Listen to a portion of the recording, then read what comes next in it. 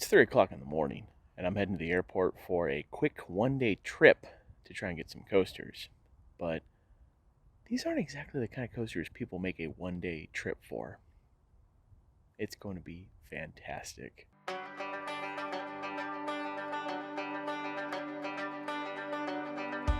I'm Gary, and this is Coasting with Culture, which is all about combining theme park visits and riding roller coasters with various cultural experiences around the world. There's trips that focus on going to ride the biggest, fastest, and most popular roller coasters on the planet. And this trip, well, it's not that kind of trip. This was an opportunity to try to ride some smaller coasters that normally operate about one weekend a year, but there was hope that with some planning, we could get them off the Coasters to Ride list. It was fitting to see this particular 737 sitting outside of my condo while waiting for the Lyft driver to arrive. Because not only was it my first flight since El Stumble in February, but it was with the same airline that plane was built for. About 15 years since I last flew with Southwest Airlines. I normally don't go with them because their prices are usually about the same as others departing from Seattle.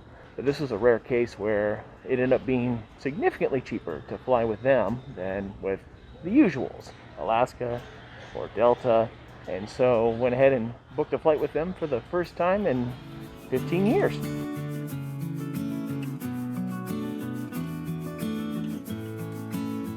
I'm usually more of a fan of selecting my seat ahead of time and was expecting a free-for-all in the boarding process. But I was pleasantly surprised with how organized getting on this flight was heading to Denver.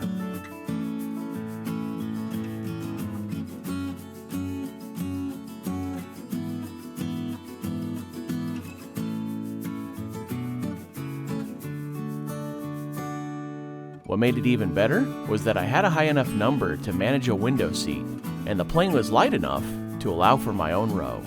So far, I was feeling the love from this flight. As we prepared to depart, you could see the nearly completed sky bridge connecting the South Satellite with the main terminal and Mount Rainier in the background. It'll be neat when the bridge is open and you can cross it while planes are passing underneath.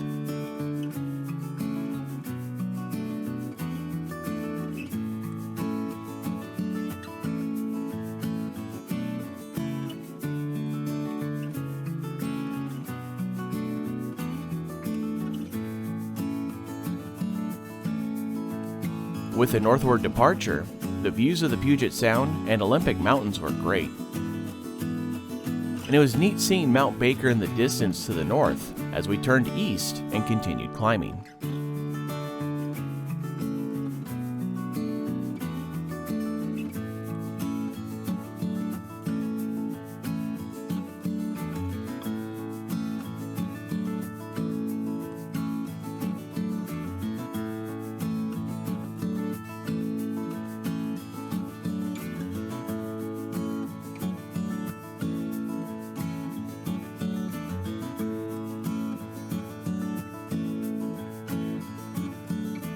A short couple hours later, the flight arrived into Denver. On behalf of the flight crew and Southwest Airlines, we'd like to welcome you to Denver. We have enjoyed spending part of our day with you. We know there are choices in air travel. Thank you for making Southwest Airlines your choice for travel today. Again, we appreciate your continued business, most of all, your trust in Southwest Airlines. While we were starting out of Denver, this was about trying to get some rather obscure coaster credits in a neighboring state. In previous drives through Kansas, it's been pretty clear that this is a far more rural state than others. Yet there's something this state appears to have more of than any other state, and that's fairgrounds with rides that stay on site year-round, some of which have a roller coaster. Multiple local county fair boards have had issues with traveling carnival companies either canceling their scheduled dates for their fair, or in some cases taking their money and no-showing the fair that year. But the folks who organized these fairs had a solution, which was simply to purchase rides on their own and keep them on site, as it ensures they will be there for visitors of their respective fairs each year. When trying to ride as many coasters as possible, this could be a tricky area to try and get them all, because their fairs don't necessarily occur at the same time, typically running on different weekends, with the rare occasion that two of them might operate on the same weekend. That was an issue that Rick managed to work some magic in, as he had been in contact with a couple different fairs for a few years, trying to see if it'd be possible to stop by on a weekend when they may not be operating the fair, and had a plan going into 2020, but for obvious reasons, it didn't work out. 2021, however, would be a different story, as he reached out to them, and 2 of the 3 fairs with a coaster listed on Roller Coaster Database agreed to have someone come and run the ride for a few of us the same day, with the 3rd being during their actual fair.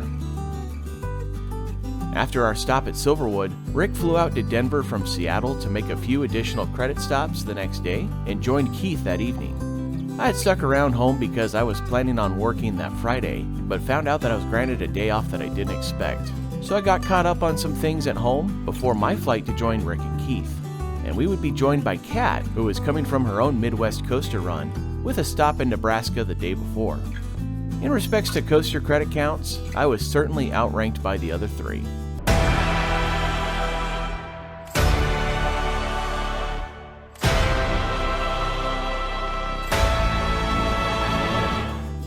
After spending a couple hours on the road, getting across eastern Colorado and into Kansas, we kicked off this Kansas coaster run in Tribune for the coaster at the Greeley County Fairgrounds. This was one of the 2 fairgrounds where someone was coming to run the coaster for us to get the credit.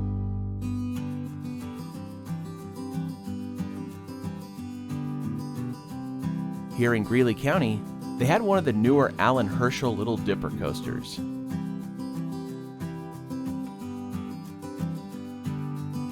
I apologize for not remembering their names, but the ladies who came out to meet with us and run the coaster were very friendly, and one of them was the 2nd generation of her family to serve on the fair board.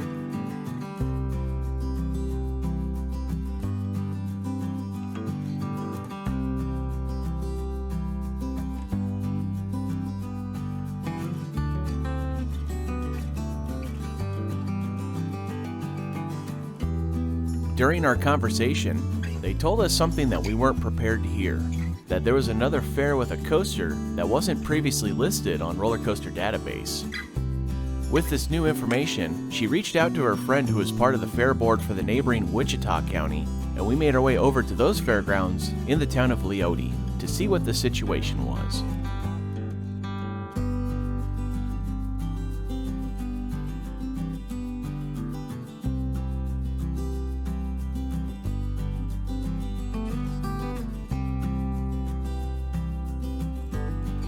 We found that they in fact had a coaster, albeit a smaller Go-Gator coaster from Wisdom Rides. If this were a normal day at the fair, we probably wouldn't have gotten it, and we almost didn't this time as we were on a bit of a schedule, but just as we were pulling away to continue to our next stop, Rick received a call that the folks from Wichita County's Fair Board were making a stop out there to run the coaster for us, adding a surprise credit to our run. With a surprise credit added to our list, we backtracked a little bit to get to our next stop up north in the town of Sharon Springs for the Wallace County Fairgrounds.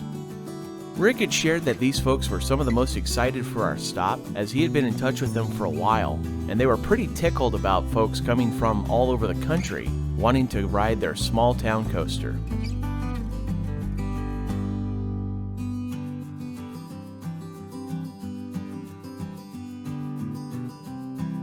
Here they had another Alan Herschel Big Dipper, but this was the older model with the wider layout and the shorter first hill.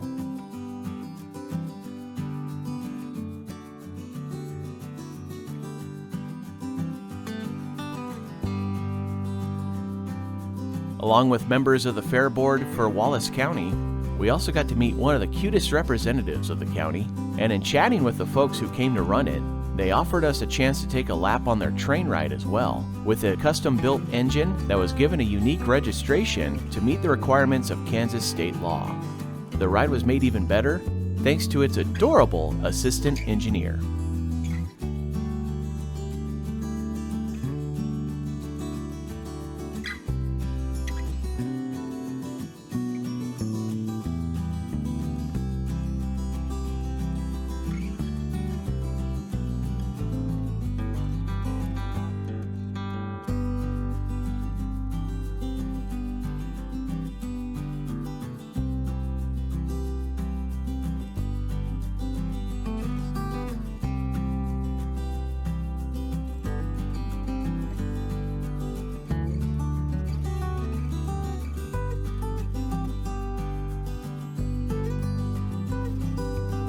It was neat to get this special bonus ride, but this evening wasn't done yet. Heading further to the east, we went to our third planned stop at the Sheridan County Fair in Hoxie. This was the one fair that was operating during our visit.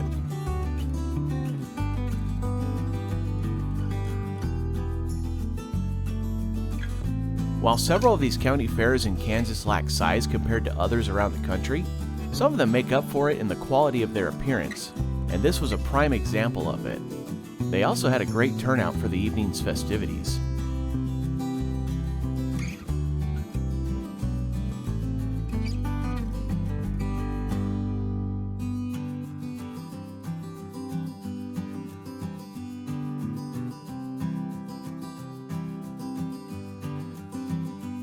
The coaster we were riding here was another older version Allen Herschel Little Dipper, but this one came with an added bonus of a tunnel.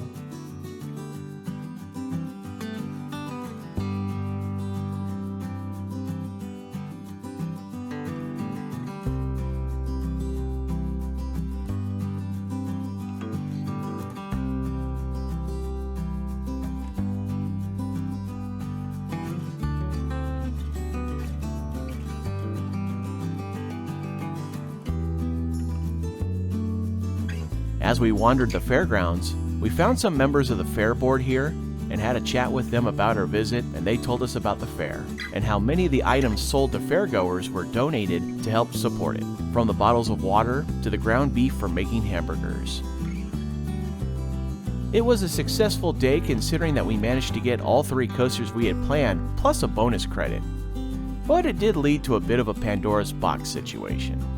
Through some of our chats with fair operators, we found out that there could be other fairs with coasters like them that were not previously listed on Roller Coaster Database. And as we began driving back towards Denver, we found images on Google of coasters shown at other fairs in the state, and unfortunately, there wasn't much we could do to try and get them because of timing. So the coasters at the Norton County Fair and Thomas County Fair will have to be saved for another visit.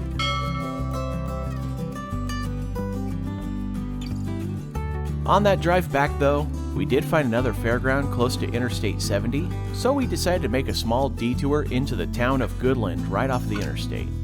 We had a momentary pause though, because we found out that this was home to the world's largest easel, standing at 80 feet tall, with a 32-foot tall replica of Van Gogh's Sunflower, thanks to Kansas's nickname as the Sunflower State, and Goodland being in the heart of the sunflower industry. After enjoying a neat roadside attraction, we went into town to scope out the Sherman County Fairgrounds to see if there may be another hidden coaster credit to add to the list. As it turned out though, there wasn't one, so at this point, the current operating total in the state is at 6. Even if there were a couple coasters not ridden, it was still a successful day, making for a more pleasant drive back to Denver for a short night rest before heading home. While Rick and Keith would stick around till later in the evening for a few additional stops, I had to work in the afternoon, so I caught the first flight in the morning to get back to Seattle.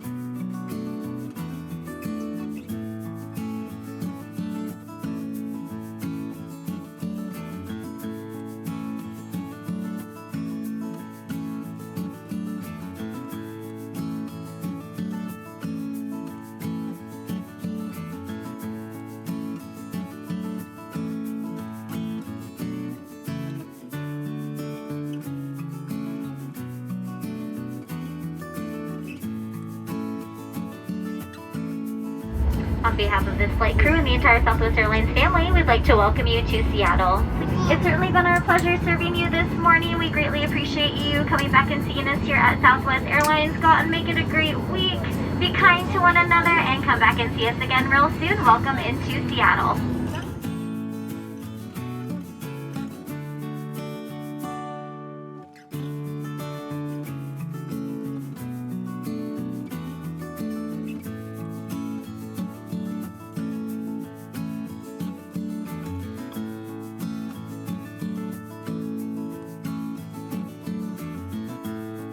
After a ride on the light rail and the bus to get back home, this quick visit to get some more difficult to obtain coaster credits was complete.